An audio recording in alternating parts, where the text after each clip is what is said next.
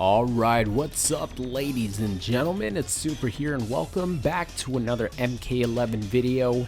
And today we're going to be talking a little bit about some of my wishlist characters that I want returning and should return to the MK franchise with MK11. And these are going to be characters that were not in MKX, alright? So all these characters were not playable in MKX. Some of these characters were in MKX, but they were not even NPCs. They were just characters that made guest appearances in the story mode. So obviously they have some of these have relevance to the MK11 story moving forward because, you know, things are going to be carrying over from MKX. So here we go. Of course, as always, if you guys have been enjoying the MK11 content, make sure you guys leave a like rating on the video. It's always appreciated. And look in the background, we have some Mortal Kombat Trilogy. So far from the old school games that I played, for sure, MK Trilogy has been my favorite. UMK3 is good, of course, you know, it feels awesome. The gameplay from MK Trilogy pretty much feels the same as UMK3, but man, the computer in UMK3 and some of these classic games in the arcade collection are hard as hell. Plus, I enjoy playing Noob Saibot, and I need to try Rain out. But anyway, let's get on to the actual video. Alright, so let me bring up my list here. This is not a top 5 or a top 10 or anything like that. I think it's like 7, somewhere around there, that I want returning, or that I want these characters to be included in MK11. And these are going to be more underrated characters, I feel.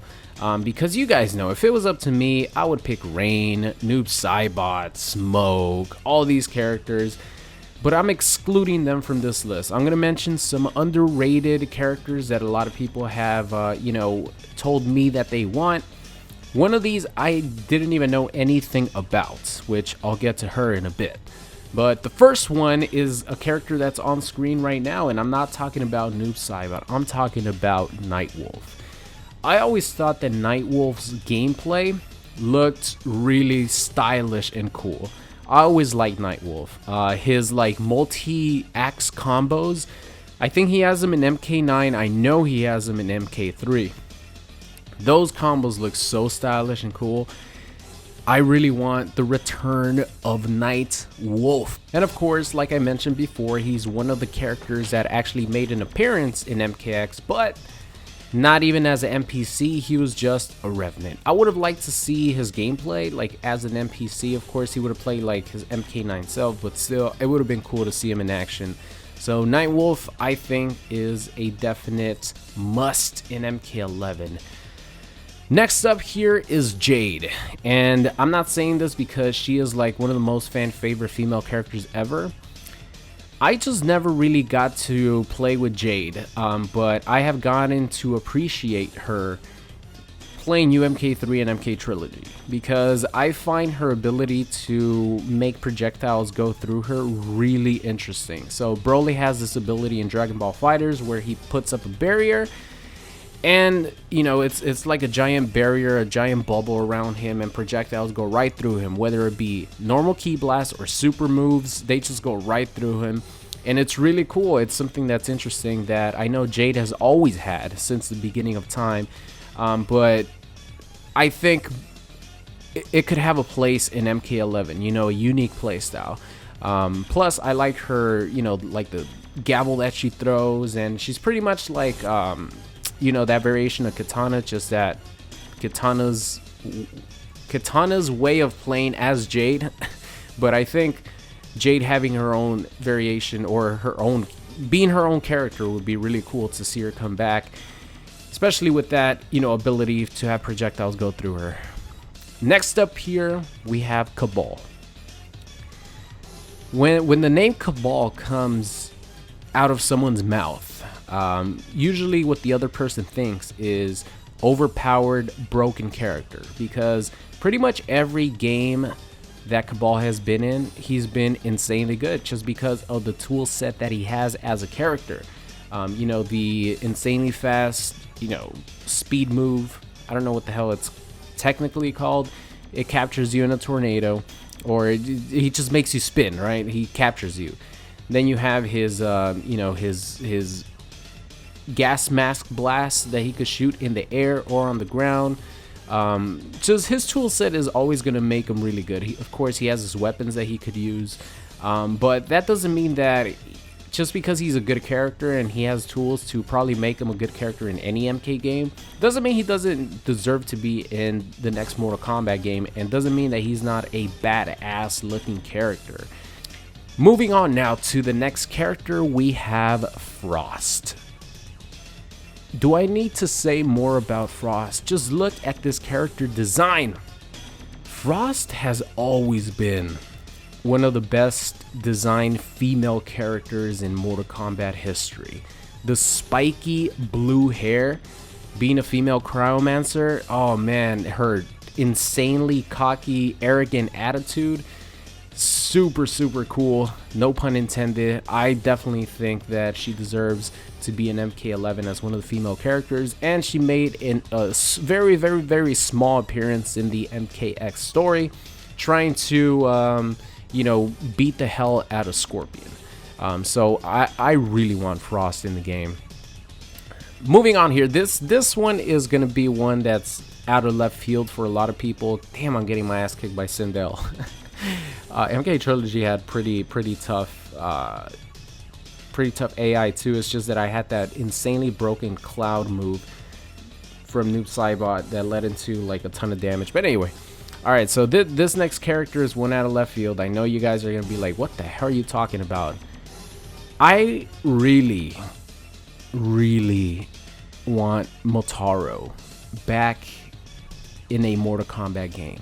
Just imagine how crazy they would make him look with the new graphics engine that Mortal Kombat 11 is bringing to the table. He would look so insane. He would be huge. Definitely make him the biggest character in the game. You know, he doesn't have to be like the tallest, but just imagine how giant his hurt box would be. I don't think you can make Motaro like insanely good, because of course if he's actually playable as a character, he's not going to be like, you know, he's not going to have armor for days without using meter. He's kind of going to be like Goro. You know, Goro's a boss character and he was never top tier. He does have his Dragon's Fang variation that has its place and could do well versus a lot of the characters, or hold its own versus a lot of the characters, but he was never like top tier, you know what I'm saying? He was never like insanely good. So I think Motaro would fit that mold of having a giant character, because we don't have too many of those anymore. We have Big Daddy Goro, we have Ferritor, who might not even make it into MK11. Of course, Shao Kahn is going to replace Big Daddy Goro probably as the big body character now, but we need some more. And I think Motaro needs some more shine in the spotlight, in my opinion. So you guys might think it's out of left field, but I think he needs more shine. Moving on here to another female character. This one is the one that I had no idea who the hell she was. But in a lot of comments in my videos, especially the roster video, a lot of you guys wanted Ashra as a character for MK11. And I have a bad memory. Let's just put that out there. You guys who have been watching me for a long time, you know I have a bad memory. So all the 3D era characters for Mortal Kombat, I don't remember anything about them. Dagon, Taven, all these characters, I don't remember anything about these characters. First of all, I played the 3D games when I was like 12 years old, 11 years old, so I don't remember anything. Apparently, this chick Ashra, when I saw her like picture, I thought she was gonna be a good guy. Apparently she was, you know, she started in the Brotherhood of Shadows, and then she got fed up with serving Quan Chi. She found this blade that makes her think she's doing good deeds, but in reality she's just causing murder. And she's just a badass chick, right? She's a badass chick with a blade. Ironically enough, her costume is just all white. It seems like she's the purest person in the world, and she actually thinks she's doing good, but this blade that she has the magical powers to make the like wielder think that they're doing something good. even though they're like actually murdering people. And the whole point of like the blade is to get rid of people in the vampire realm. So at the end, when she like escapes the nether realm, she gets sent to the vampire realm and she starts absolutely murdering a lot of vampires. That's what I read up on her. Like, this is not me making this shit up. This is what I read up on her, and I think that is a crazy sounding backstory, and I would not mind having her in MK11. Seriously, just imagine having a little arc or a little like backstory, or even the classic ladder ending explaining that. Oh, that would be so cool. So Ashra, she's alright, man. She's alright in my book. So put her in the game. Yeah, put her in the game. Having a chick with like a pure looking image in reality is like a serial murderer with this blade, wielding this blade of like magical powers that makes the wielder think that they're doing good. Oh man, that sounds crazy as hell. The 3D era games are crazy. So put her in the game. Yeah, I'll take her. I wanted to throw her in here because I had no idea who she was, and you guys, you know, recommended her. So I'm like, let me look this chick up, and yeah, she has a crazy ass backstory. All right, and the final one here is Fujin. I think this one a lot of people want. I want Fujin in the game because of another reason. If you guys have ever watched My Hero Academia, there's this new character that was introduced in season 3 called Inasa, and his quirk is Whirlwind, and god damn it, he makes the ability to control the wind and create whirlwinds, he makes it look so fucking cool. So I just want to see that in MK11. Like I said, I really don't have too much. I don't really remember about the 3D era characters. Fujin, that's where he was like introduced as a playable character. I really like, I was cool not having Fujin in MKX, but I know a lot of people want him, so I want him in for a different reason than what people want him in. I just want to see his awesome whirlwind, like wind controlling attacks. I think they would look really, really cool, but I definitely want Fujin in the game.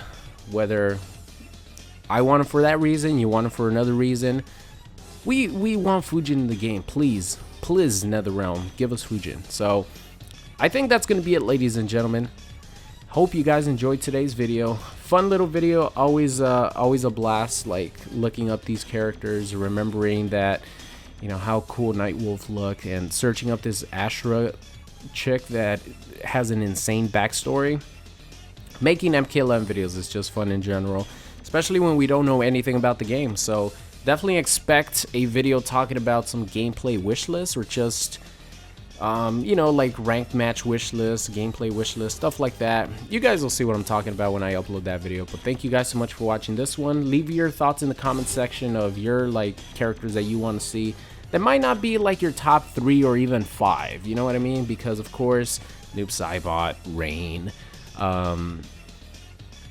the Noob Saibot, Rain, Smoke, these characters that I really want to see in MKX or in MK11. And I'm not talking about Robot Smoke, of course. I'm talking about Eninra or Human Smoke. So I left those out on purpose. But that's going to be it for today. Thank you guys so much for watching, and I'll see you guys next time. What's going on? It's Super here, and thank you for watching today's video. I hope you enjoyed it. If you did, make sure you guys subscribed if you are not already. Also, check out any of these videos linked at the top. Thank you for watching, and I will see you guys next time.